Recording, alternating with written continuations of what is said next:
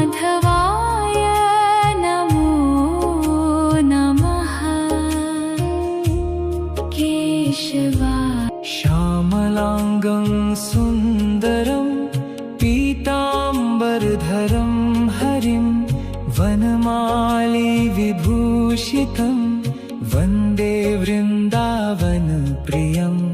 भक्तपालन तत्पर शरणागत वत्सलं श्रीकृष्णं प्रणमाम्यहम्। त्वमेव माता च पिता त्वमेव बन्धुश्च सखा त्वमेव विद्या द्रविणं त्वमेव